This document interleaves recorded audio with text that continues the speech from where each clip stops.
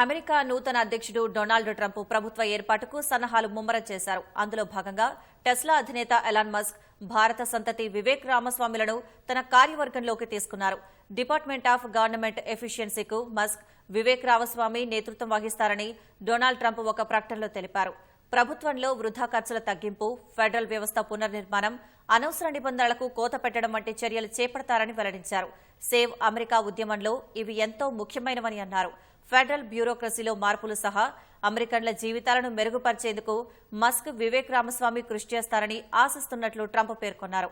అటు రక్షణ మంత్రిగా ఫాక్స్ న్యూస్ వ్యాఖ్యాత, మాజీ ఆర్మీ అధికారి హెగ్సెత్ ను నియమించినట్లు అంతర్జాతీయ మీడియా పేర్కొంది. అమెరికా ఫస్ట్ సూత్రాన్ని హెగ్సెత్ బలంగా విశ్వసిస్తారని ట్రంప్ పేర్కొన్నారు. నిఘా సంస్థ సెంట్రల్ ఇంటెలిజెన్స్ ఏజెన్సీ సిఐఏకి జాన్ రాడ్క్లిఫ్ నేతృత్వం వహిస్తారని డొనాల్డ్ ట్రంప్ ప్రకటించారు. 2016లో డొనాల్డ్ ట్రంప్ అధ్యక్షుడిగా ఉన్న సమయంలో జాన్ రాడ్క్లిఫ్ జాతీయ నిఘా విభాగానికి డైరెక్టర్గా పనిచేశారు.